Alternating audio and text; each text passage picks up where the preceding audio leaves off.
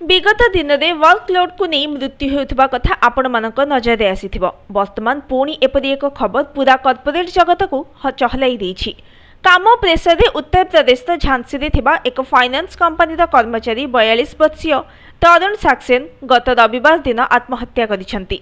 मृत्युर कारण भावी से निजर सीनियर द्वारा दिया जाउथबा कामर चाप और मानसिक निर्यातना को दर्शाइछंती। असह्य कार्य चाप एवं मानसिक निर्यातना को बर्दास्त करने तांको पक्षे असंभव थिला बोली से दर्शाइछंती।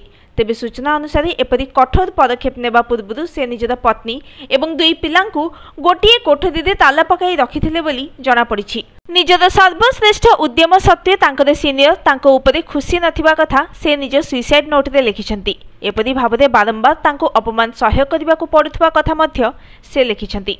45 दिन धरी तांको राति रे निद हेउ नथिला, खाइबा पीबा ठीक से करू नथिबा बेले अत्यधिक चापरे थिले बोली से लिखिछंती। निजर परिवार को क्षमा मागिबा सहित परस्पर जत्न नेबा को मध्य से निज सुइसाइड नोट रे लिखि दैछंती। अन्य पटरे से निजर सुइसाइड नोट रे निज परिवार पई एक घर निर्माण करि देबा को मध्य निज पितामाता को अनुरोध करिछंती। तेबे तरुणकर मृतदेह तांको पत्नी को हस्तांतर करि दिया जाइछि बोली पुलिस तरफरु प्रकाश। तरुण सक्सेना एक प्राइवेट कंपनी रे एरिया मैनेजर भाव में कार्य करुथिले। गत रविवार दिन से आत्महत्या करिसेंती। तेबे वर्तमान पर्यंत तरुणकर मृत्यु को नहीं कंपनी तरफ कौनसी स्पष्टीकरण दिया जाय नाही। अन्यपटे गत किछि दिन धरी एपरी कार्य क्षेत्र में चाप सामना को आसिबारे लागिछि। कर्म क्षेत्र में चाप को नहीं देशव्यापी वितर्क सृष्टि होइछि।